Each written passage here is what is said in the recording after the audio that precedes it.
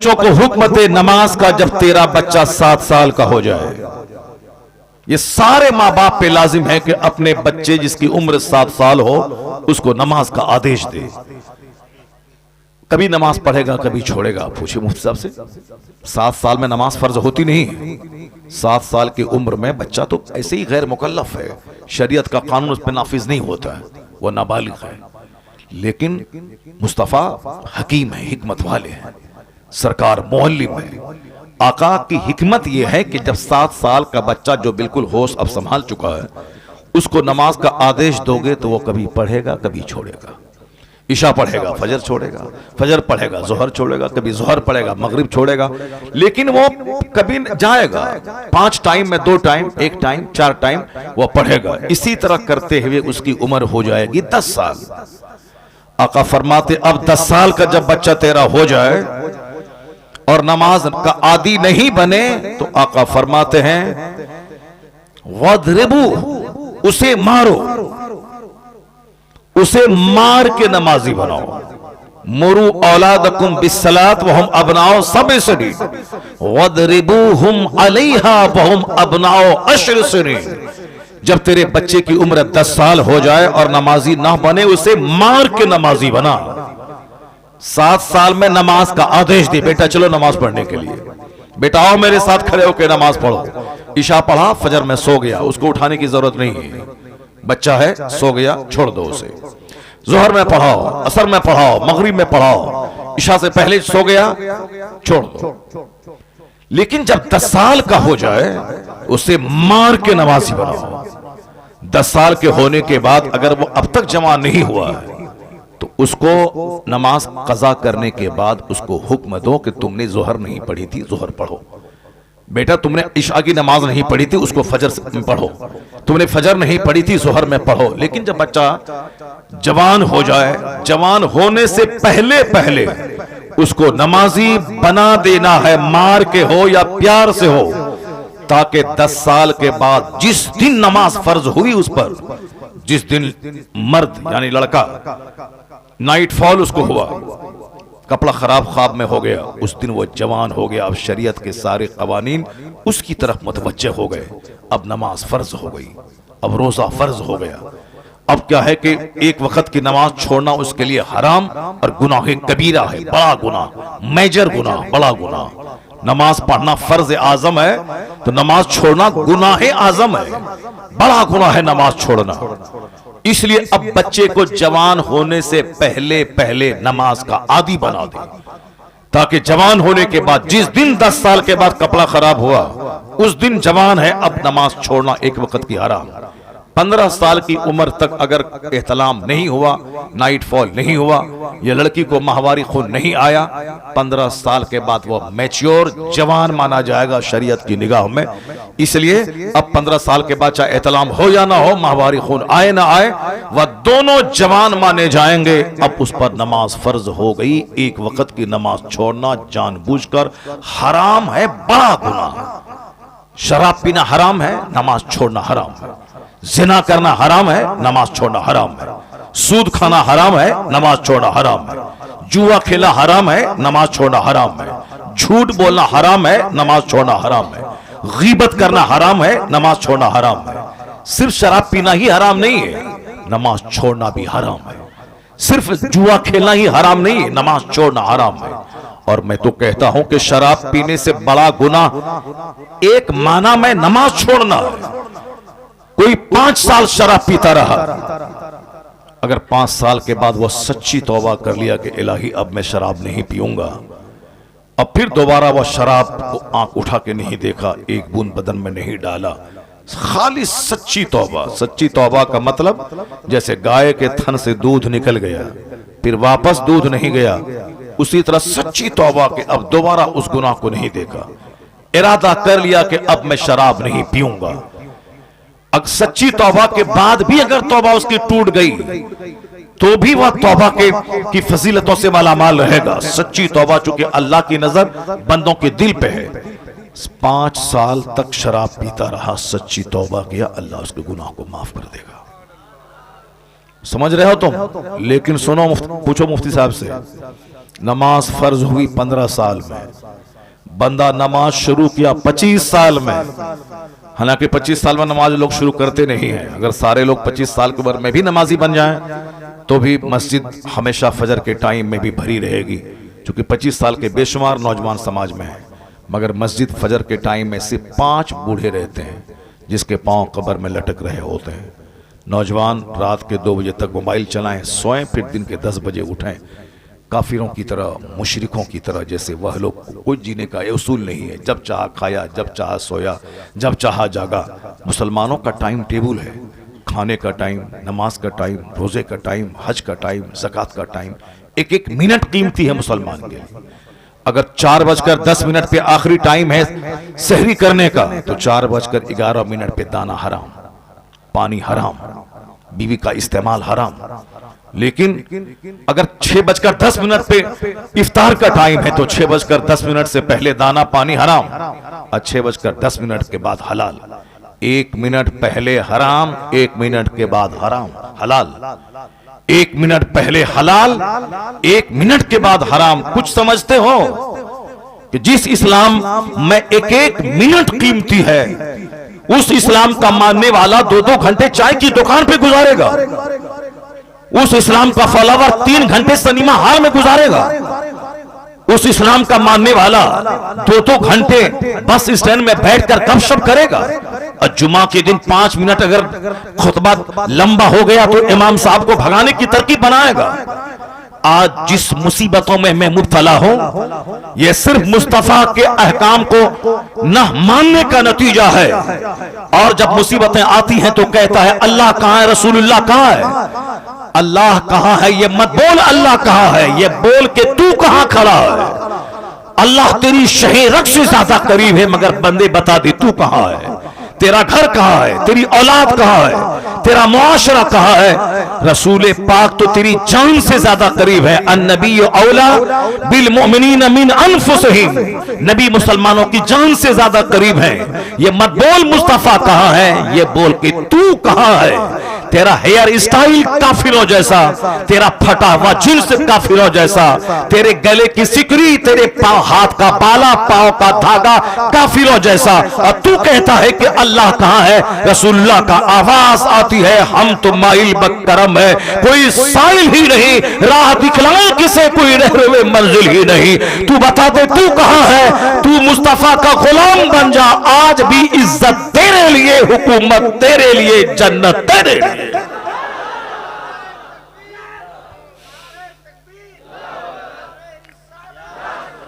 बंदा कुछ समझता ही नहीं है, कुछ समझ ही नहीं रहा है कि मैं कल अगर मर गया तो मेरा क्या होगा। एक बंदा मेरे गांव का, वो डीएम बनने की तैयारी कर रहा था दिल्ली में। डीएम का मतलब हमसे ज्यादा तुम जानते हो, यूपीएससी की तैयारी, यूनियन पब्लिक सर्विस कमीशन। अब मोबाइल चला के, गुटखा खा के, बाप के पैसे का मालदा शहर में सिनेमा देख के इस्तेमाल करने वाला, वो क्या जाने कि हमारा एम ऑफ लाइफ क्या है। बस आईए बीए एमए किया, नौकरी नहीं मिली। नहीं, हिंदुओं का मुल्क है, मुसलमानों को नौकरी नहीं मिलती है, यही बोलेगा, ठगेगा। तुम काम चोर रहा, रात का गलत इस्तेमाल किया, सिनेमा देखता रहा, दोस्ती यारी करता रहा, किताब नहीं पढ़ा और डिग्री ऐसे ही चोरी करके एमए पास कर गया। अब नौकरी, आजकल कंपटीशन का जमाना है, नौकरी नहीं मिली तो नहीं पापा, ये इंडिया मुशरिकों का मुल्क है, हिंदुओं का मुल्क है, मुसलमानों की नौकरी यहाँ नहीं मिलती है। 2-4 जूता चेहरा पे मारे, चेहरा लाल कर दे। हिंदुओं का मुल्क है ये न हिंदुओं का मुल्क है, न सिखों का मुल्क है, ये मुल्क सारे हिंदुस्तानियों का है। ये मुल्क हमारा है। अगर हिंदुओं का मुल्क होता तो शाह फैसल नाम का लड़का कश्मीर का आईएएस में पूरे इंडिया में टॉप नहीं करता। अगर सिर्फ हिंदुओं का मुंह देख के नौकरी मिलती तो पिछले साल 35 मुसलमानों के लड़के डीएम नहीं बनते। मेरे पास हर साल का डाटा मौजूद है। मोदी जी के आने के इस 10 साल के पीरियड में कितने बच्चे आईएएस ऑफिसर बने, वो सब डाटा है। पिछले साल मुसलमानों की एक बेटी गोरखपुर की नौशीन नाम की, उन्होंने आईएएस में 9वां रैंक लाया। जबकि आईएएस कोई कंपीट कर ले 800वां रैंक भी लाए तो भी बहुत बड़ी बात है। 9वां रैंक लाना इतने लाख बच्चों में बहुत बड़ी बात है। अब हमारी बेटी दूसरों का मुंह देखेगी, लव लेटर लिखेगी, दूसरों से चक्कर चलाएगी, वो तो फटीचर क्लास की बन जाएगी।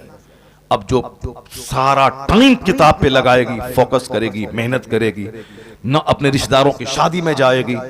ये दुनियावी हिसाब से मैं कह रहा हूं, बाकी मजहबी एतबार से जो हमारी बातें हैं वो तो है ही। वो करना फी बयूतिकुन्ना वला तबर्रजना तबर्रुजल जाहिलिया।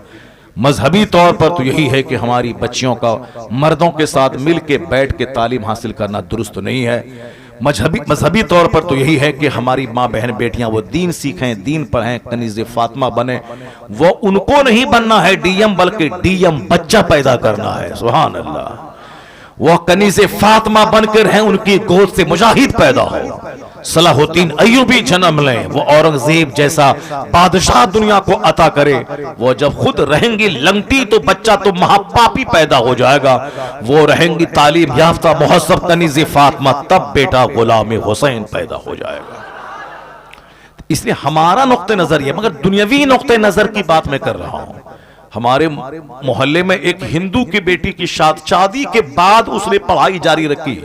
शादी के बाद पढ़ाई हमारे यहाँ क्या पढ़ाई, नौकरी मिलेगी तब शादी होगी, चाहे 50 साल का बूढ़ा हो जाए, चाहे 54 साल का बूढ़ा हो जाए, मगर शादी होगी कब? नौकरी मिलने के बाद।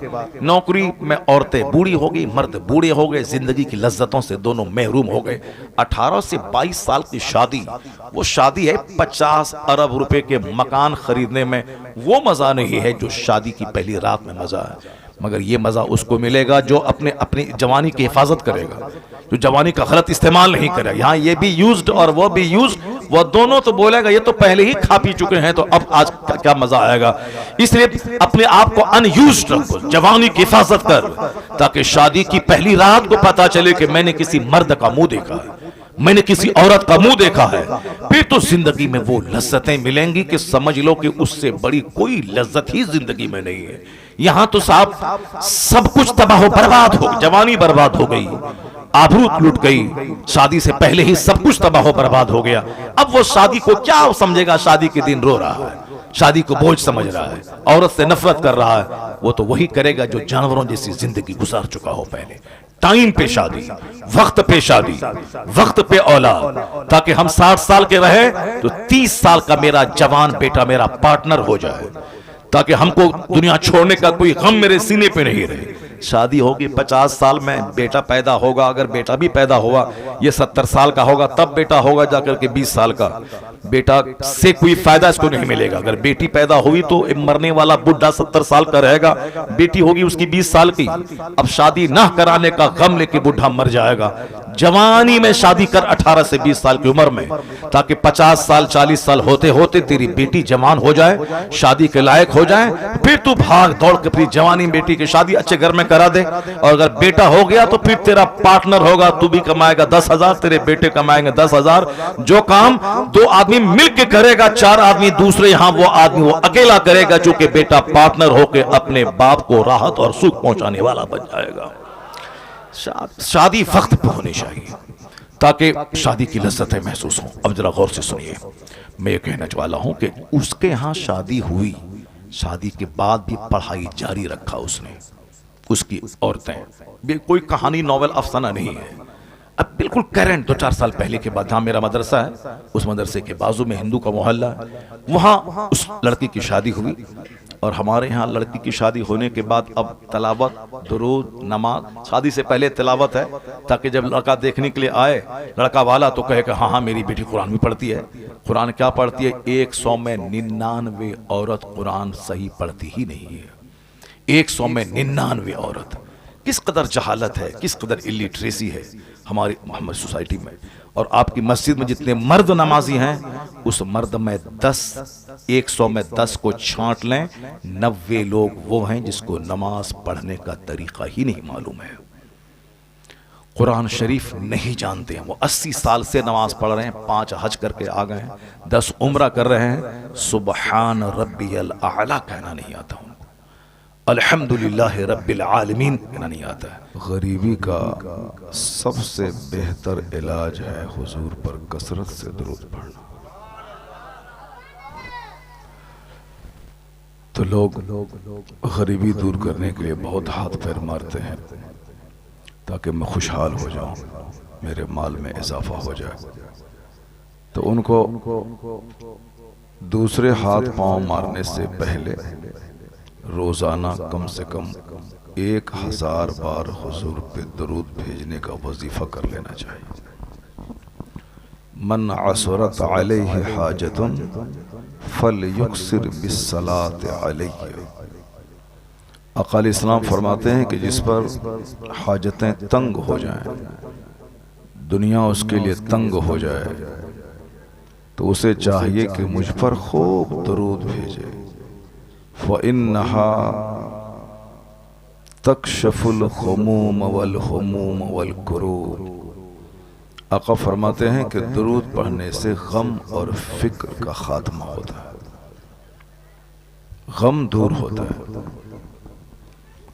व तुकस्सिरुल अर्ज़ाक़, रिस्क में इजाफा होता है दरूद पढ़ने से। व तक़ज़िल हवाइज, ज़रूरतें पूरी होती हैं। अगर किसी की मुराद नहीं पूरी होती हो, हाजत नहीं पूरी होती हो, तो वो अव्वल आखिर 1000 बार दरूद भेजे और बीच में अल्लाह से अपनी हाजत मांगे। अल्लाह तबारक व तआला उसकी हाजत पूरी फरमा देता है। तो महफिल मिलाद को महफिल जिक्र और महफिल दरूद भी कहा जाता है।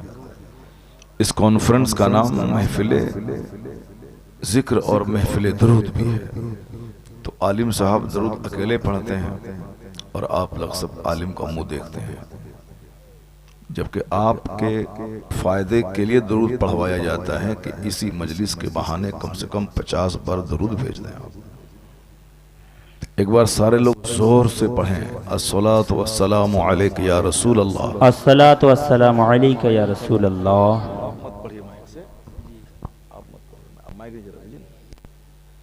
सारे लोग जोर से बोलें, अस्सलातु वस्सलामु अलैका या रसूल अल्लाह व अला आलिका व अस्हाबिका या नूर अल्लाह। इसको बिल्कुल जबान पे चढ़ा लें हमेशा। बाइक चलाएं, हैंडल पे हाथ रहे, जबान पे क्या रहे, अस्सलातु वस्सलामु अलैका या रसूल अल्लाह। अगर मर गए, एक्सीडेंट कर गए आप, तो आप जबान पे दरूद जारी रहा तो समझ लें कि सीधे जन्नत का रास्ता तय कर लिया। ट्रेन पे सफर कर रहे हैं, कोई काम नहीं मिल रहा है तो व्हाट्सएप चला रहे हैं, यूट्यूब चला रहे हैं, फालतू की बातें कर रहे हैं, टाइम बर्बाद कर रहे हैं। ट्रेन यहाँ से कलकत्ता जा रही है, मालदा से 5 घंटे लगते हैं। अब वो 5 घंटे या तो बंदा सो के गुजारता है या दूसरों से फालतू बातें करता हुआ गुजारता है। काश पेशाब पखाना और खाने के अलावा सिर्फ 2 घंटे में अगर वह 2000 दरूद पढ़ ले, ये यादगार सफर हो जाएगा उसका। कोई नहीं करता, सारे लोग सिर्फ दूसरों का मुंह देखते हैं, दूसरों का मुंह देखते हैं, और नहीं उससे फुर्सत मिली तो मोबाइल चलाते हैं। मोबाइल में अच्छी चीजें नहीं देखते हैं। मोबाइल में किताब भी ज्यादा नहीं पढ़ना चाहिए आदमी को, क्योंकि उससे आंख की बीनाई कम होती है। अपने साथ सफर में पहले बुजुर्गान दीन किताबें रखा करते थे और जहां मौका मिला किताबों का मुताला करते थे। किताब पढ़ना चाहिए और किताबों के मुताले से दिल जिंदा होता है, आंखें मजबूत होती हैं। तो मोबाइल का बिल्कुल जरूरतन इस्तेमाल करे बंदा। मैं अक्सर यही कहता हूं कि ये बहुत अल्लाह की बहुत बड़ी नेमत है। मोबाइल बहुत बड़ी नेमत है। इतनी बड़ी नेमत है कि पहले आप अपने बेटे को खत लिखते थे, मालदा से दिल्ली में रहने वाले बेटे को, तो वो खत 10 दिन में पहुंचता था। फिर वहां से जवाब 10 दिन के बाद आता था, तब पता चलता था कि मेरा बिलाल कैसा है। कितनी बड़ी नेमत है अल्लाह की कि 1 सेकंड में अपने लाल से आप बात कर लेते हैं। जो काम पहले 20 दिन के बाद होता था कि खत लिखे, 1 हफ्ते में पहुंचा, फिर वहां से जवाब 1 हफ्ते के बाद आया, 1 मिनट में वो काम हो जाता है। तो अब इतनी बड़ी नेमत अल्लाह ने दी, बंदा उसका कितना गलत इस्तेमाल कर रहा है, कितना उसका मिसयूज कर रहा है। पहले मालदा शहर में आपकी अगर 3 दुकान होती थी तो आपको 1 घंटा यहाँ, 1 घंटा वहां, 1 घंटा वहां टाइम देना पड़ता था। लेकिन इस मोबाइल ने किस कदर आसानियां पैदा कर दी कि बैक वक्त 10 दुकान को बंदा डील कर लेता है। पहले ऑर्डर देने के लिए मालदा से दिल्ली जाना पड़ता था, फिर वहां से माल लाना पड़ता था। अभी कुछ नहीं, सिर्फ आप मोबाइल से ऑर्डर दे दें, वहां से माल पहुंच जाएगा, उसी मोबाइल से आप पैसे भेज दें उसको। कितनी आसानियां पैदा हो गई। एक बहुत बड़ा तोहफा है अल्लाह की तरफ से मोबाइल। लेकिन जिस तरह बंदा दूसरी नियमतों का गलत इस्तेमाल, मिसयूज करता है, उसी तरह मोबाइल का भी गलत इस्तेमाल शुरू किया। मोबाइल का गलत इस्तेमाल इतना हुआ कि जिस बच्चे को डीएम बनना था वो चपरासी भी नहीं बन पा रहा है। जिस बच्चे को आशिक रसूल होना था वो साहब गली कूचे का दिल फेंक आशिक बन रहा है। इस मोबाइल ने सेहत छीन ली, इस मोबाइल ने हमारे बच्चों की पढ़ाई चौपट कर दी। इस मोबाइल की वजह से समाज गुनाहों के ढेर पे खड़ा है। तो अब मुसलमानों को करना यही है कि फालतू चीजों से बचते हुए जरूरतन इसका इस्तेमाल करना है। और ये पैगाम हजरत मौलाना गुलाम, हजरत मौलाना शकील आसवी साहब क़द्दसल्लाहु अलैहि, इनसे पूछें कि हदीस पाक में कैसे दिया गया है। जो अननेसेसरी चीज है, फालतू चीजें, यानी बेकार की चीजें, जैसे बेकार घूमना, बेकार बातें करना, बेकार दोस्ती यारी करना, जरूरत से ज्यादा खाना, बेकार सोना है 5 घंटे तो अब बंदा 10 घंटे सो रहा, खाना है 4 रोटी तो खीर के साथ 10 रोटी बंदा दबा दे रहा है, फिर 2-4-5 दिन लूज मोशन हो और बाथरूम दौड़ता रहा है। बात हो रही है, बात करते करते ऐसी बात जबान से निकल गई कि जूता चप्पल चलने लगा, मारपीट होने लगी। गैर जरूरी बातें से बचना चाहिए, गैर जरूरी खाने से बचना चाहिए, गैर जरूरी सोने से बचना चाहिए, गैर जरूरी घूमने से बचना चाहिए। इसी को आका अलैहिस्सलाम ने 1400 साल पहले बड़ी खूबसूरती के साथ कहा, क्योंकि सबसे बड़े मोहसिन, सबसे बड़े मुअल्लिम, सबसे बड़े रिफॉर्मर की जात पैगंबर आज़म अलैहिस्सलाम की जात गिरामी, उनसे अच्छी बात किसी की हो ही नहीं सकती। आका अलैहिस्सलाम ने क्या कहा? मिन हुस्न इस्लामिल मर तर्कुहु मा ला यानी। मेरी माँ बहन बेटियां वो भी गौर से सुने, गैर जरूरी बातों की वजह से तलाक हो रही है, गैर जरूरी बातों की वजह से तकरार हो रही है। ए लड़का, ए सुनो इधर, कुछ समझ रहे हो? बहुत मार मारेंगे। मेरे मदरसे का बच्चा होता था, अभी एक तमाचा मार के चेहरा लाल कर देते। हजरत हदीस पढ़ रहे थे, ये बात कर रहा है, मैं अभी तकरीर कर रहा हूँ, 5 मिनट से ये बात ही कर रहा है। ये लोग सोच रहे हैं कि हजरत कोई अजूबा बात बोले ताकि इसको सुनने में मजा मिल जाए। ये सब बच्चे आगे बैठे हुए हैं, जरा बताएं, सब नंगे सर बैठे हुए हैं, सब नंगे सर बैठे हुए हैं। सबके सर के बाल का स्टाइल देखिए जोकर की तरह। इसके जिम्मेदार इसके माँ बाप हैं। हम लोगों की माँ बचपन में नहला धुला के टोपी पहना के कुर्ता पजामा पहना के तब महफिल मिलाद में भेजती थी कि बेटा आज महफिल मिलाद है जाओ। तब जो बात हम लोग आज से 50 साल पहले सुने थे, 40 साल पहले, वो बातें आज तक याद है। हम लोग महफिल मिलाद में जाते थे, अपने उस्ताद का, अपने आलिम का हाथ चूमते थे, उनके हाथ को अपने सर पर रख के उनसे दुआएं लेते थे। और ये नंगे सर आ गया, पता नहीं कैसी माँ इनकी है, कैसे बाप इनके हैं। ऐसा नहीं कि बच्चा बड़ा हो जाएगा तो खुद से सीख लेगा, ऐसा नहीं होता है। बच्चा बड़ा होने के बाद टाइट हो जाता है और फिर वो सारी जिंदगी बुढ़ापे तक वो आदत नहीं छूटती है। मदरसे में जो बच्चे पढ़ते हैं हमारे हैं, जो बचपन से नमाज की आदी बने, वो बुढ़ापे तक नमाज के आदी रहते हैं।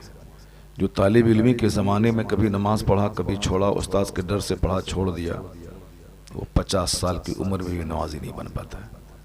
तो इसलिए ये न बोले कि मेरे बच्चे छोटे हैं, वो बड़े होने के बाद संभल जाएंगे। नहीं, आका अलैहिस्सलाम ने हमें हुक्म दिया है कि अपने बच्चों कि इज्जत करो। अकरिमु औलादकुम, जब बच्चे तेरे 10 साल से नीचे रहें तो उन बच्चों की खूब इज्जत करो, उसको खूब प्यार दो, उसकी पेशानी को चूमो, उनको सीने से लगाओ। लेकिन जब बच्चे 10 से ऊपर हो जाएं तो उन बच्चों के साथ एक गुलाम की तरह सलूक करो। उन बच्चों के साथ खूब काम उससे लो, खूब मेहनत करवाओ, उसको बोलो कि 3 कपड़े तुमको पहनना है, कपड़ा चेंज करो। मदरसे के बहुत सारे बच्चे इस पर अमल नहीं करते हैं, चूंकि गांव देहात से आते हैं, तो उसको क्लास के टाइम में लिबास चेंज करने में बोझ लगता है, उसको बोझ मालूम होता है कि लिबास नहीं चेंज कर। जबकि स्कूल के बच्चे 4 ड्रेस पहनते हैं डेली। क्लास के टाइम का ड्रेस अलग है, यूनिफॉर्म, वहां से आने के बाद जनरल लिबास, खेल के टाइम का ड्रेस अलग है, फिर रात में नाइट ड्रेस अलग है, ताकि बच्चे एक्टिव रहें, सुस्त कोढ़ी नहीं बन जाए, काम चोर नहीं बन जाए। और ये वक्त है 10 से लेकर 20 साल के बीच का। उस टाइम में बच्चों को खूब बाप काम ले उससे। ऐसा नहीं कि हम खुद कर लेंगे तुम मत करो, जैसे हमारी माँ बहन बेटियां अपनी बेटियों को काम करने नहीं देती हैं, नहीं नहीं हम कर दे देंगे तुम मत करो। वही बेटी ससुराल में जाने के बाद माँ का प्यार सास से ढूंढती है, और सास तो सास ही है, फिर वहां मार पीट तलाक की नौबत आती है। जो माँ अपनी बच्ची से खूब काम लेती है, झाड़ू लगाओ, खाना बनाओ, नाश्ता बनाओ, बिरयानी बनाओ, कीमा बनाओ, कोफ्ता बनाओ, दाल इस तरह बनाओ, रोटी ऐसे बनाओ, यानी जो तरह तरह के आइटम सिखाती है और हमेशा काम में लगा के रखती है, उसकी बेटी की शिकायत ससुराल से कभी नहीं आती है। उसकी बेटी बिजली के नाम से पुकारी जाती है, सास की निगाहों में अजीज बन जाती है, उनका शौहर उससे खुश रहता है। चूंकि औरतों के ताल्लुक से शौहर का एक मजाज होता है कि इनका हाथ हर वक्त काम में लगा रहे, सास भी चाहती है कि हर वक्त ये काम में लगी रहे। क्या मतलब? सुबह उठे सबसे पहले नमाज पढ़े, कुरान पाक की तिलावत करे, उसके बाद वो हाथ में झाड़ू ले। ऐसा नहीं कुरान पढ़ने से पहले वो पूरे घर बार को साफ कर दे, नहीं, सबसे पहले नमाज पढ़े। वो गलत बात है कि दिन निकलने से पहले ही झाड़ू वाड़ू कर दे। दिन निकलने से पहले सबसे पहला काम है नमाज पढ़े। नमाज सबसे बड़ा काम है, उससे बड़ा कोई काम नहीं। एक बंदा जब नमाज पढ़ता है तो समझ लें कि दुनिया का सबसे बड़ा काम वो कर रहा है, उससे बड़ा कोई काम नहीं। 50 खरब की बिल्डिंग बनाना, 50 खरब की जमीन खरीदना, 50 मॉल बनाना, मार्केटिंग कॉम्प्लेक्स बनाना, ये सब छोटा काम है। जो बंदा नमाज पढ़ता है समझ लें ये जिंदगी का सबसे बड़ा काम कर रहा है। सुभान अल्लाह बोलो ना। कोई अजूबा बात बोलते हैं तब सुभान अल्लाह कहोगे तुम। इस बात को सिर्फ नोट करके यहां से चले जाओ, 5 घंटे की तकरीर सुनने से बेहतर है। इस बात को नोट कर लो कि जिंदगी का सबसे बड़ा काम नमाज पढ़ना है। 50 करोड़ रुपए की बिल्डिंग कोई बना रहा है और कोई नमाज पंजगाना पाबंदी से पढ़ रहा है, मैं कसम खा के कहता हूं कि 50 करोड़ की बिल्डिंग से बड़ा काम नमाज पंजगाना अदा करना है। चूंकि हमारा मकसद बिल्डिंग बनाना नहीं है इस दुनिया में, हमारा मकसद अल्लाह की इबादत करना है। बिल्डिंग इसीलिए है ताकि मैं उसमें रह सकूं, कपड़ा इसीलिए है ताकि मैं अपने सत्र को छुपा सकूं, खाना इसीलिए है ताकि मेरी पीठ सीधी रहे, मैं जिंदा रह सकूं। और जिंदा क्यों रहूं? अल्लाह की इबादत कर सकूं।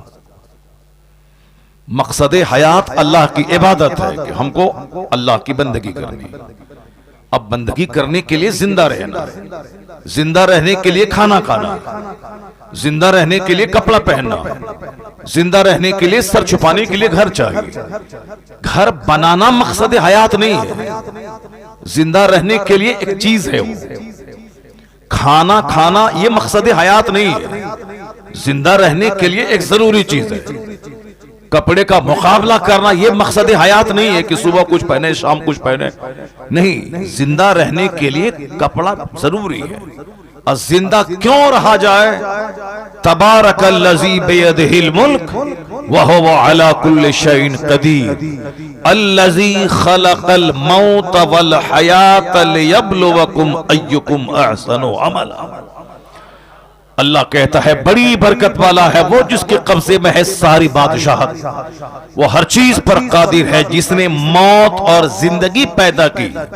Who created life and death, जिसने मौत और जिंदगी पैदा की ताकि वो टेस्ट करे कि तुम में से किसका काम अच्छा है। हमें अच्छे काम के लिए रब ने पैदा किया, न कि सिर्फ मकान का मुकाबला करें। वॉल पुट्टी करना है तो फॉल्स सीलिंग करना है तो ग्रेनाइट लगाना है तो टाइल्स लगाना है।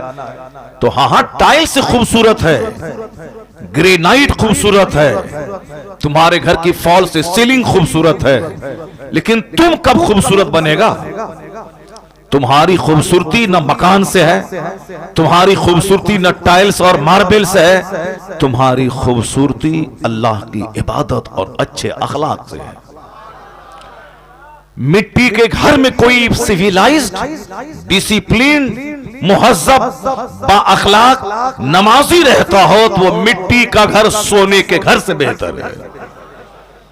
अगर गोल्ड का घर है, उसमें है शराबी, उसमें है जुआरी, उसमें है सूदखोर, उसमें है नशा करने वाला, उसमें है रात दिन गाने सुनने वाला, उसमें है बेनमाजी, तो वह सोने का घर उसके लिए राख और कूड़ा करकट का ढेर है उसके लिए। आज चूंकि हर तरफ सिर्फ मकान बनाने की फजीलत बयान की जा रही, वो मकान बना लिया, पढ़ा लिखा, वो दिल्ली चला गया, फैक्ट्री बना दी, वो कलकत्ता गया, करोड़ों की कमाई कर ली, वो इंजीनियर बना, इतना कमा लिया, वो डॉक्टर बना, इतना कमा लिया। इसलिए आज सबसे ज्यादा focus engineer, doctor, master, lawyer, barrister बनने पे ज्यादा दिया जा रहा है, जबकि पहले जमाने में ज्यादातर फोकस इसी पे होता था। क्या हुआ? क्या हुआ? क्या बच्चा की तबीयत खराब हो गई, ठीक है, जल्दी से ले जाओ उसको। तो बच्चे की तबीयत खराब है, उसको ले जाओ घर डॉक्टर। बस बाकी जिसकी तबीयत खराब नहीं हुई वो गौर से सुनो। अल्लाह तबारक व तआला हम सबों को मजलिसों का अदब करने की तौफीक अता फरमाए। हम लोग कितनी मेहनत से बातें करते हैं, कितनी मेहनत से दिमाग चलाते हैं ताकि लोगों की तवज्जो हमारी तरफ रहे, वो हदीस कुरान सीख ले। लेकिन लोगों का भी अजीब मजाज है। कोई एक बंदा खड़ा हो गया, सब उसी को देखने लगा। कोई एक बंदा उधर कुछ चिल्लाया, उसको सब देखने लगा। यानी हम लोग बिल्कुल अटेंटिवली नहीं सुनते अपने आलिमों को। गौर से अगर आलिमों को सुने तो बाजू में घर में आग भी लग जाए तो भी उसका पता नहीं चलता आदमी को, मगर चूंकि ध्यान नहीं होता है। आप ध्यान लगा के सुने। आज मैं 4 घंटे की तकरीर नहीं करूंगा, आज सिर्फ 1 घंटा बोलूंगा। उस 1 घंटे को आप गौर से सुन लें। हमारे पीर साहब ने क्या कहा कि हक बोलना चाहिए, हक का मैं साथ देता हूं। आलिमों का काम ये नहीं कि बहुत लंबा चौड़ा जुब्बा रोजाना 5 बार बदले। आलिम का काम ये नहीं कि जैसा जुब्बा उसी रंग की पगड़ी, उसी रंग की घड़ी, उसी रंग का जूता। नहीं, आलिम सिंपल रहें मगर बात हक बोलें तो वही हमारे लिए बादशाह हैं। आलिम की नकल अवाम करते हैं, आलिम के चलने फिरने के अंदाज को पब्लिक देखती है, इसलिए आलिम दूसरों के लिए मॉडल है।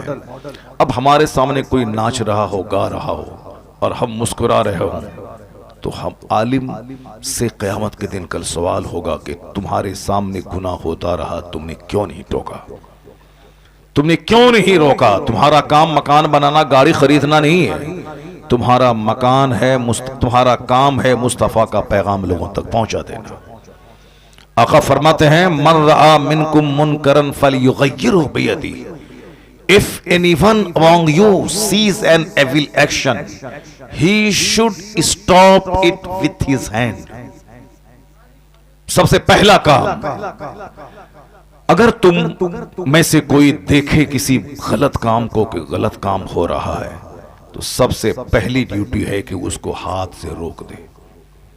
हाथ से रोके उसको, जबान से बाद में, दिल से बाद में, सबसे पहले हाथ से रोके।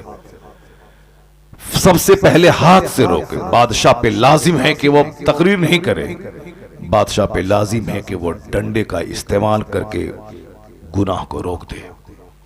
कहीं शराब की भट्टी चल रही है, गांव के प्रधान, गांव के मुखिया, गांव के जमींदार, जिसकी जमीन पे लोग चलते हैं, उस पे लाजिम है कि वो हाथ से उस गुनाह को रोक दे। वो बोले कि अगर तुमने शराब नहीं छोड़ा तो तुमको मैं अपने इस खेत पे चलने नहीं दूंगा। अगर तुमने बदकारी नहीं छोड़ी मैं तुमको इस गांव में घुसने नहीं दूंगा। ये लाजिम है जमींदारों पे, प्रधान पे, मुखिया पे, एमएलए पे, एमपी पे, जो गांव के सरकर्दा अफराद हैं, उसके लिए जरूरी है कि वो गुनाहों को हाथ से रोक दे। सबसे पहले फल युगय्यिरहु बियदिही, उसको बदल दे, उसको रोके, उसको हाथ से रोके।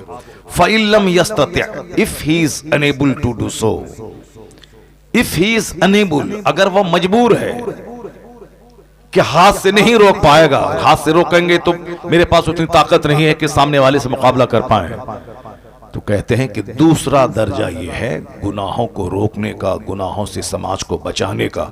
पहला दर्जा तो है कि हाथ से रोके।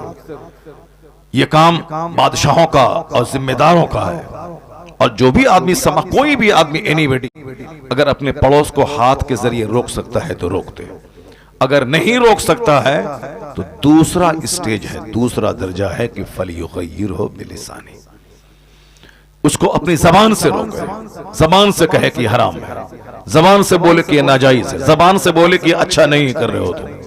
अगर कोई पड़ोस का आदमी नमाज नहीं पढ़ रहा है और आप पाबंदी से नमाज पढ़ें तो आप पर यह लाजिम है कि आप उनको कहें, क्योंकि क़यामत के दिन आपके खिलाफ मुकदमा दर्ज करेगा वो अल्लाह के सामने, कहेगा इलाही मेरा हक दबाया है।